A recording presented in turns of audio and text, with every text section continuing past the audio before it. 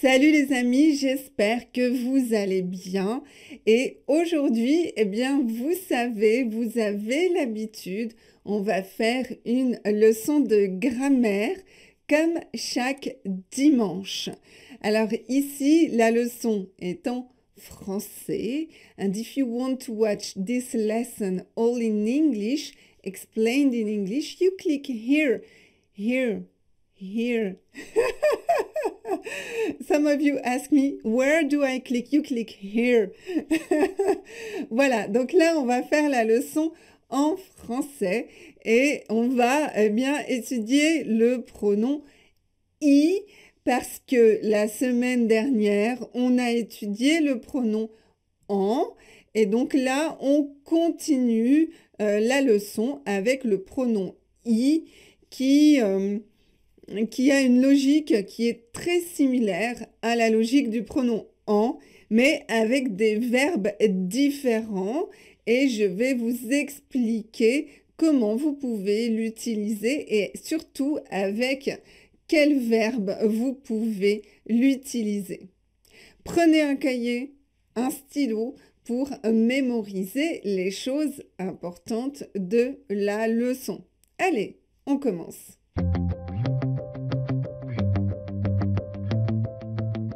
Donc, on va utiliser le pronom I pour remplacer un nom qui suit un verbe avec la préposition a.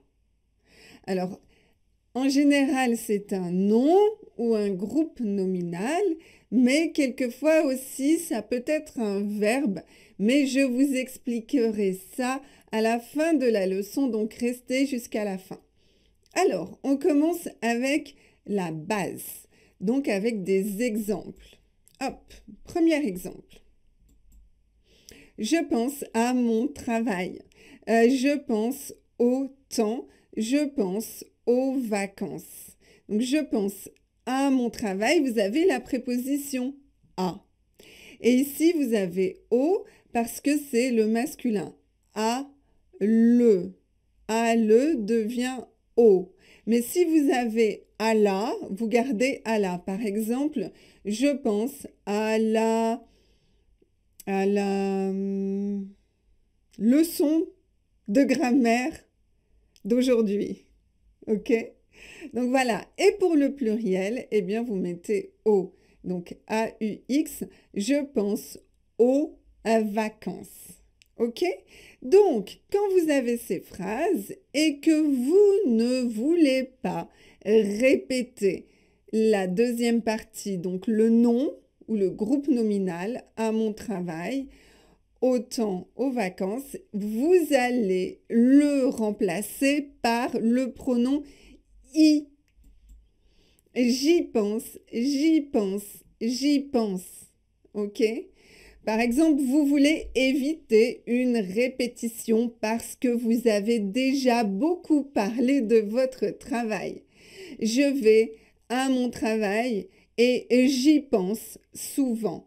Voilà, un exemple, on a évité la répétition et dans la deuxième partie, on n'a pas utilisé mon travail, on a utilisé le pronom pour éviter la répétition. Et moi, je répète pour que vous compreniez bien l'objectif des pronoms. Pourquoi on utilise un pronom? On utilise toujours un pronom pour éviter une répétition. Voilà. OK, donc si vous avez compris ces exemples-là, vous comprendrez la suite, c'est certain. Mais avant, je voudrais vous dire attention. Pourquoi attention? Eh bien, parce que on ne va pas utiliser I avec une personne. Non, on va utiliser I pour remplacer une chose. Le travail, les vacances, la leçon, mais pas une personne. Exemple, je pense à Tom. On ne va pas dire j'y pense. Non. On va dire je pense à lui et on va utiliser lui qui est un pronom tonique. Oui, vous savez, parce que je répète souvent ça, on doit utiliser ici un pronom tonique. Pronom tonique, je pense à moi, je pense à toi, je pense à lui, je pense à elle, je pense à nous, je pense à vous, je pense à eux, je pense à elle. Voilà, je répète souvent comme ça, vous allez bien mémoriser. Bon, alors, j'ai dit je pense à Tom, je pense à lui. Mais, attention, c'est encore plus compliqué. Regardez, je parle à Tom. Est-ce que je vais dire je parle à lui? Non, non, non, non, non. Je ne dis pas je parle à lui. Qu'est-ce que je vais dire? Je vais dire je lui parle. Oh là là, Elsa, pourquoi? Pourquoi c'est compliqué comme ça, la langue française? Bah, je sais pas, c'est pas ma faute, hein. C'est pas moi qui crée les règles de français. Je vous les explique, c'est tout. Alors, donc ici, qu'est-ce que vous devez mémoriser pour aujourd'hui? Rien de spécial. Pourquoi? Parce que j'ai fait une leçon spécialement sur ce sujet pour bien comprendre quelle catégorie de verbes utilise le pronom tonique, quelle catégorie de verbes utilise le pronom COI. Donc, il y a différentes catégories de verbes et je vous conseille de regarder cette leçon pour bien comprendre. Et aussi, j'ai fait une liste des différents types de verbes que vous pourrez télécharger à la fin de la leçon. Et je vous conseille de la télécharger parce que je l'ai améliorée, je l'ai changée, j'ai rajouté encore de nouveaux verbes. Donc, si vous l'avez déjà téléchargée, je vous conseille de la retélécharger une deuxième fois. Voilà, et c'est gratuit, donc profitez-en. Ok, donc pour la leçon d'aujourd'hui, c'est le pronom I. Mémorisez une chose, mémorisez que vous utilisez toujours le pronom I pour remplacer un verbe, la préposition à et après une chose, donc la leçon, le travail, la maison, etc. Donc, les verbes de type A, de type B, de type C que j'ai expliqué dans cette leçon, eh bien, ce sera pour comprendre les pronoms toniques et les pronoms COI. Mais pour le pronom I, ce n'est pas nécessaire aujourd'hui. Ouf, on est sauvés. Bon, je vous explique juste rapidement. Les verbes de type A, ce sont des verbes qui s'adressent essentiellement à des personnes. Les verbes de type B qui s'adressent essentiellement à des choses. Donc, on parle d'une chose. Et les verbes de type C qui s'adressent à des choses et à des personnes. C'est ça les trois catégories. Mais ces trois catégories, vous n'allez pas les trouver dans les livres de grammaire parce que c'est moi qui ai créé ce nom type A, type B, type C. C'est mon invention, donc ce n'est pas un nom officiel pour ces catégories. D'ailleurs, je n'ai pas trouvé de nom officiel. C'est pour ça que j'ai décidé de nommer ces trois catégories, type A, type B, type C.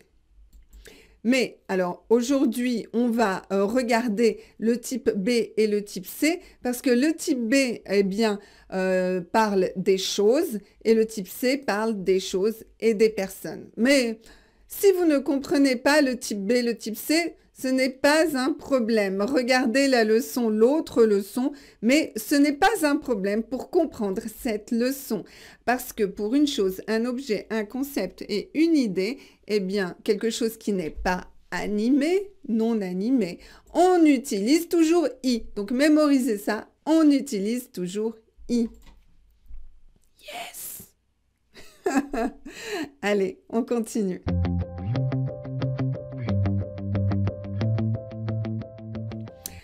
On commence avec la liste des verbes de type B qui utilisent le pronom I, donc pour remplacer un nom ou un verbe qui vient après.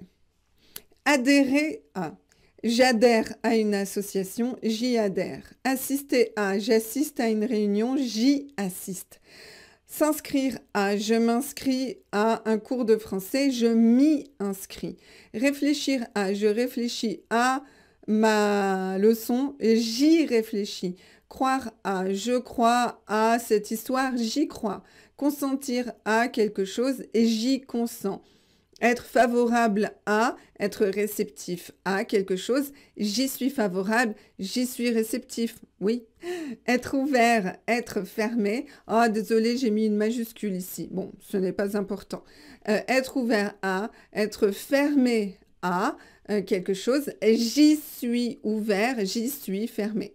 Être opposé à, être, qu'est-ce qu'il y a écrit là? Être prêt à et être habitué à. Eh bien, c'est encore pareil, j'y suis opposé, j'y suis prêt, j'y suis habitué. Donc, par exemple, je suis prêt, je vais vous donner un exemple avec un verbe. Je suis prêt à partir en vacances. J'y suis prêt. Je suis prêt à faire cette conférence. J'y suis prêt. Donc, vous voyez, on peut utiliser un verbe ou un nom. Je suis opposé à cette décision. J'y suis opposé. Mettre de l'énergie, de la volonté à j'y mets de l'énergie, j'y mets de la volonté.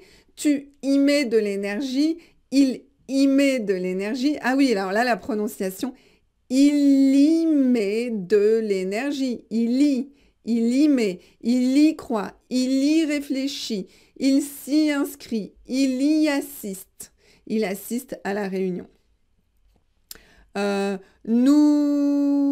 Nous y mettons, voilà c'est ça, nous y mettons de l'énergie, vous y mettez de l'énergie. Donc là je fais la liaison avec le vous et le i, le nous et le i. Vous y mettez de l'énergie, nous y mettons de l'énergie et ils y mettent de l'énergie, elles y mettent de l'énergie. Pour le pluriel, vous devez faire la liaison avec le i.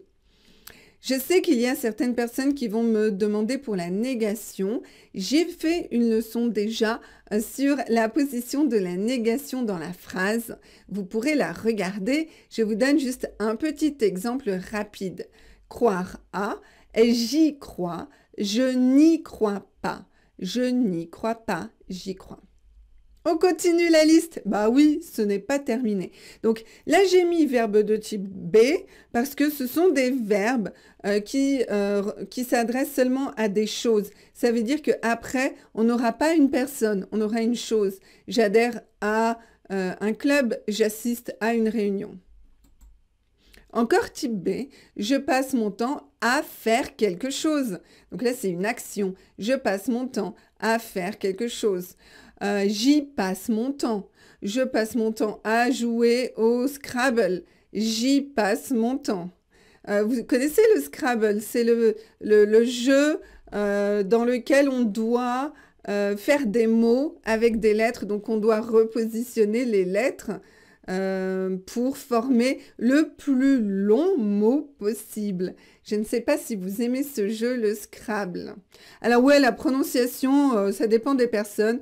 On peut dire Scrabble ou on peut dire Scrabble. Vraiment, Scrabble, c'est vraiment la prononciation française. Ok, je continue. Participer à, j'y participe. Jouer à, j'y joue. Donc, par exemple, regardez ici.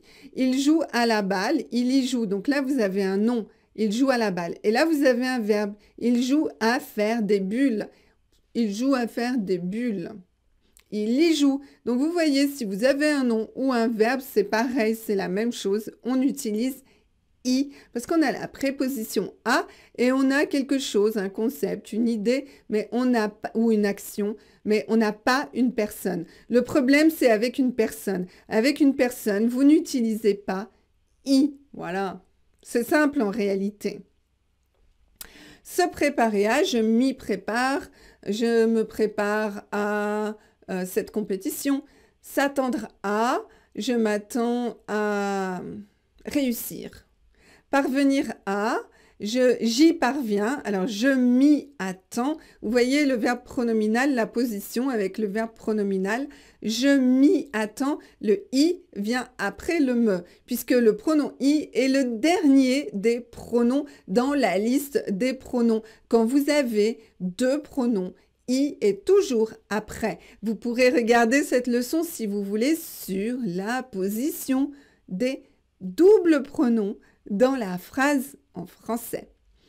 Arriver à, j'y arrive, j'arrive à faire cet exercice, j'y arrive. J'arrive à faire cet exercice, j'y arrive. Prendre plaisir à, je prends plaisir à écouter la leçon, j'y prends plaisir. S'amuser à, je m'amuse à faire ça, je m'y amuse. Donc attention avec les verbes pronominaux, hein, d'accord?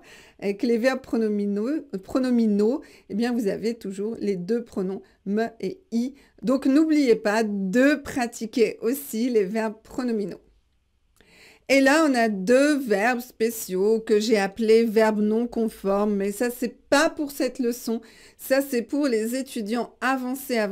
Et pour vous, ce n'est pas très important. Donc ici, mémorisez que c'est encore le pronom i. Je réponds à un message, j'y réponds. Je résiste à la tentation, j'y résiste. Tu y résistes, nous y résistons. Voilà, gymnastique. Et maintenant, les verbes de type C qui s'adressent à des choses et à des personnes. Mais pour utiliser le pronom i, eh bien, on va étudier seulement les choses. Donc, je me joins à cette réunion, je m'y joins, je me fie à sa décision, je m'y fie. Donc, vous voyez là, le type C, vous pouvez aussi avoir des personnes. Par exemple, je me fie à toi. Donc, vous voyez que quand je me fie à Pauline, je me fie à elle. Donc, vous voyez que quand on a une personne, attention, n'utilisez pas le i. Non. Ok, je tiens à ma réputation, j'y tiens. Je m'oppose à ta décision, je m'y oppose. Je renonce à ce projet, j'y renonce. Je fais attention à tout. J'y fais attention.